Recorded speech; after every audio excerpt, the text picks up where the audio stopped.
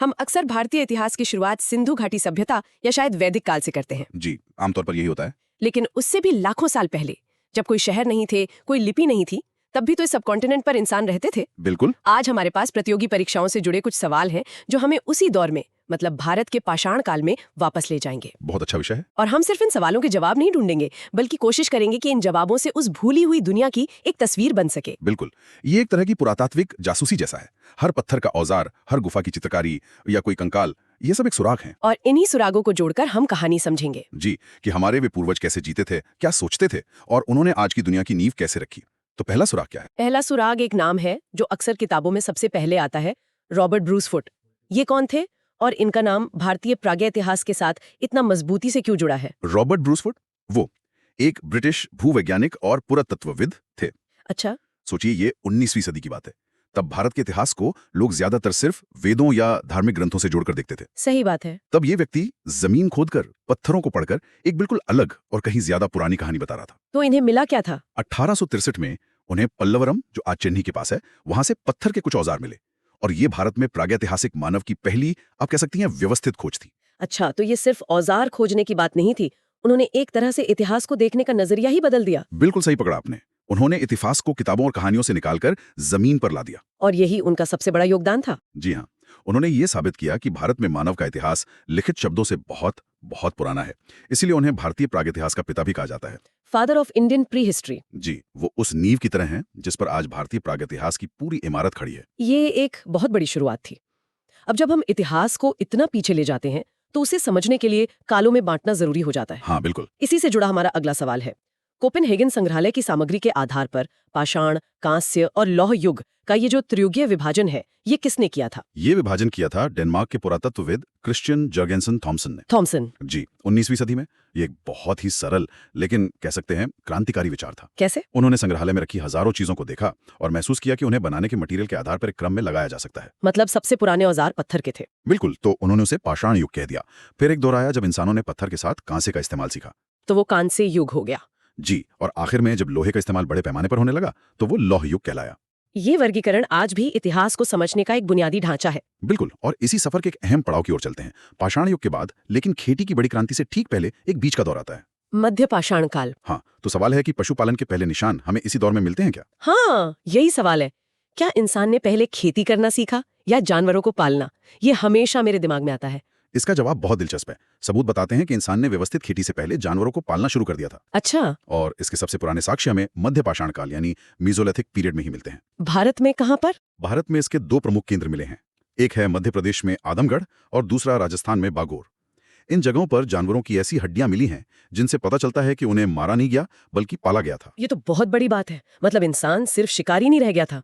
हाँ, वो अपने भोजन के स्रोत पर थोड़ा नियंत्रण पा रहा था। शायद कुत्तों को शिकार में मदद के लिए या भेड़ बकरियों को दूध और मांस के एक स्थायी स्रोत के लिए। बिल्कुल, ये शिकारी संग्राहक जीवन से एक स्थायी जीवन की ओर एक बहुत महत्वपूर्ण कदम था।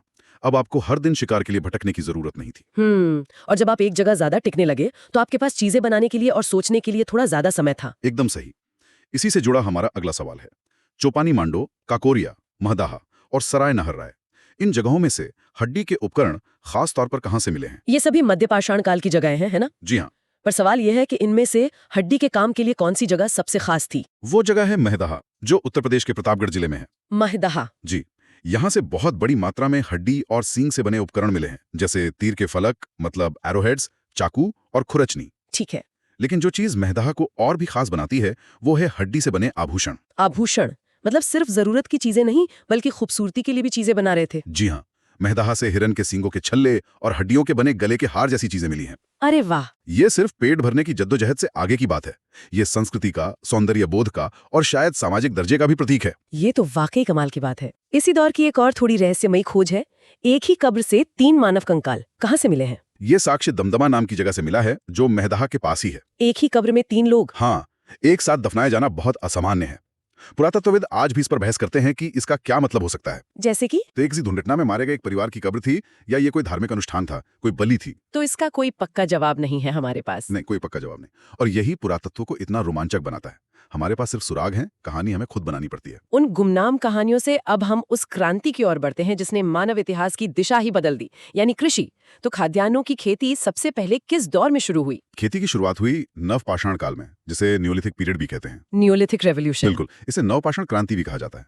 आप इसे फूड गैदरर से फूड प्रोड्यूसर बनने का दौर कह सकते हैं। और जैसे ही इंसान ने खाना उगाना सीख लिया, उसे अपनी फसल के पास एक जगह टिकना पड़ा, और यहीं से गांव, समाज और आज की दुनिया की नींव पड़ी। बिल्कुल सही।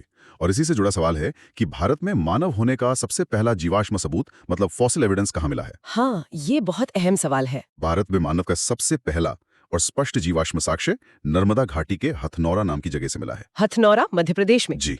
यह एक मानव खोपड़ी का हिस्सा है जिसे नर्मदा मानव भी कहा जाता है। अच्छा, और जब खेती शुरू हुई तो इंसान ने सबसे पहले कौन सा अनाज उगाना चुना? क्या ये गेहूं था या चावल? अगर हम पूरी दुनिया के स्तर पर देखें तो सबसे पहला अनाज था जौ, यानी बार्ली। जौ। जी, जिसे संस्कृत में यव भी कहते हैं।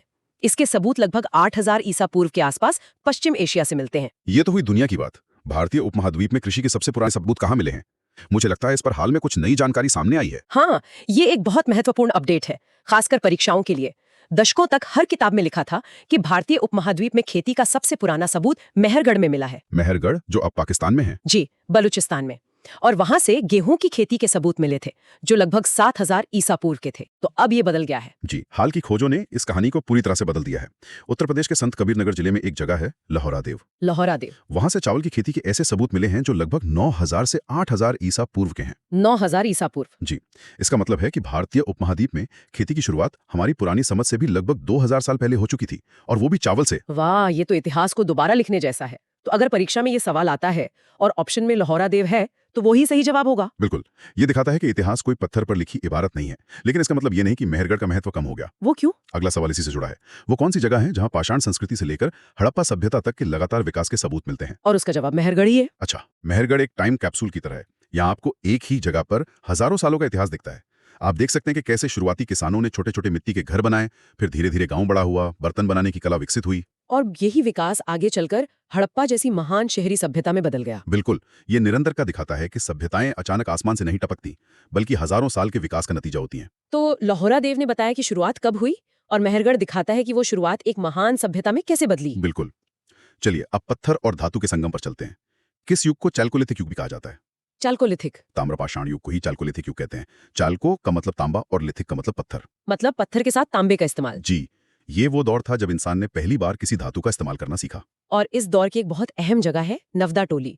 इसका उत्खनन किसने करवाया था और ये कहाँ है? नवदा टोली मध्य प्रदेश में नर्मदा नदी के किनारे बसी एक बहुत बड़ी ताम्रपाषाणिक बस्ती थी, और इसका उत्खनन एच.डी. सांकलिया ने करवाया था। एच.डी. सांकलिया। जी, यहाँ से बड़ी मात्रा में अनाज के अवशेष मिले हैं, जिससे पता चलता है कि यहाँ खेती बहुत उन्नत थी। और इसी दौर में महाराष्ट्र के लोग मृतकों को दफनाने का एक खास तरीका अपनाते थे। वो क्या था? हाँ, महाराष्ट्र में इनामगांव और दाइमाबाद जैसी जगहों पर वे मृतकों को घर के फर्श के नीचे ही दफना देते थे। घर के अंदर ही? जी, शव को एक कलश में रखकर उत्तर से दक्षिण दिशा की ओर लिटाया जाता था, जिसमें सिर उत्तर की ओर और पैर दक्षिण की ओर होते थे। दिशा का भी इतना ख्याल रखना, ये उनके पारलौकिक जीवन और मृत्यु के बारे में उनकी गहरी सोच को दिखाता है। निश्चित रूप से ये सिर्फ एक अंतिम संस्कार नहीं था, बल्कि उनके ब्रह्मांड को देखने का एक तरीका था। अब बात करते हैं कला की। जब भी प्रागैतिहासिक कला का जिक्र आता है, एक नाम तुरंत जहन में आता है, भीमबेटका।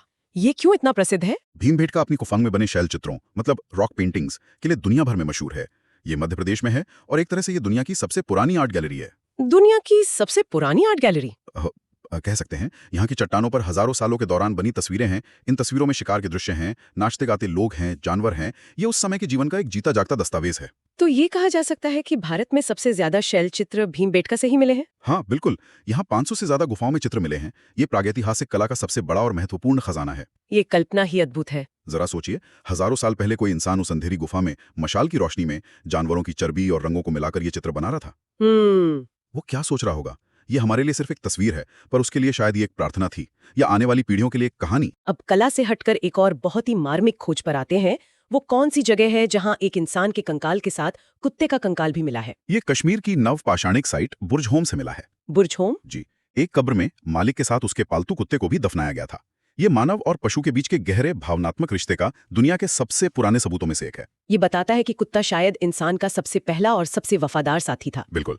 और बुर्जहोम एक और चीज के लिए भी जाना जाता है ना? हाँ, गर्तावास। जी, गर्तावास यानी गड्ढों में बने घर। कश्मीर की कठोर सर्दियों से बचने के लिए वहां के लोग जमीन के नीचे गड्ढे खोदकर घर बनाते थे, तो बुर्जहोम से 2 बड़ी चीजें याद रखनी है, इंसान के साथ कुत्ते का दफन और गर्त आवाज, दोनों ही बहुत खास है। जी। अच्छा, अब कुछ और छोटे लेकिन महत्वपूर्ण सवालों पर आते हैं। विंध्य क्षेत्र की वो कौन सी चट्टानी शरणस्थली है जहां से सबसे ज्यादा मानव कंकाल मिले हैं? वो जगह लिखिया है। विंध्य क्षेत्र में स्थित इस जगह से बड़ी संख्या में कंकाल मिले हैं, जो उस इलाके में घनी आबादी की ओर इशारा करते हैं। और मिट्टी के बर्तनों से जुड़ा एक सवाल, गैरिक मृदभांड पात्र यानी ओसीपी का नामकरण कहाँ हुआ था? इसका नामकरण हस्तिनापुर में हुई खुदाई के आधार पर हुआ था। ये गेरुए रंग के मिट्टी के बर्तन होते हैं। जो पुरातत्वविदों को ये पहली बार मिले तो उन्होंने इसके रंग के आधार पर इसे ये नाम दिया। चलिए अब आखिर में उन संस्थानों की बात करते हैं जो इस पूरे ज्ञान को सहेजने और हम तक पहुंचाने का काम करते हैं। भारतीय पुरातत्व सर्वेक्षण यानी आर्कियोलॉजिकल सर्वे ऑफ इंडिया किस मंत्रालय के तहत काम करता है? ये संस्कृति मंत्रालय यानी मिनिस्ट्री ऑफ कल्चर के अधीन काम करता है। और इसका काम क्या है? आज हमने जिन भी जगहों की बात की, चाहे वो भीमबेटका हो या बुर्जहोम, इन सब की खोज, खुदाई और संरक्षण का काम वो यही संस्था करती है। ये हमारे अतीत के संरक्षक हैं। और इसके पहले महानिदेशक कौन थे? वैसे तो इसकी स्थापना का श्रेय अलेक्जेंडर कनिंघम को जाता है, लेकिन एक पुनर्गठित संस्था के रूप में इसके पहले महानिदेशक सर जॉन मार्शल थे।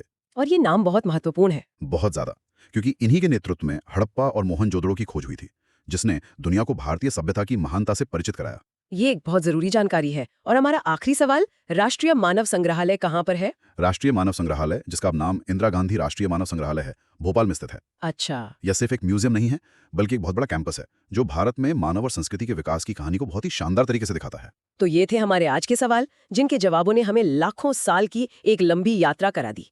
ये सिर्फ परीक्षा के लिए तथ्य नहीं है। बिल्कुल नहीं, ये हमें ये सोचने पर मजबूर करते हैं कि हम कौन हैं और हमारी जड़ें कितनी गहरी हैं।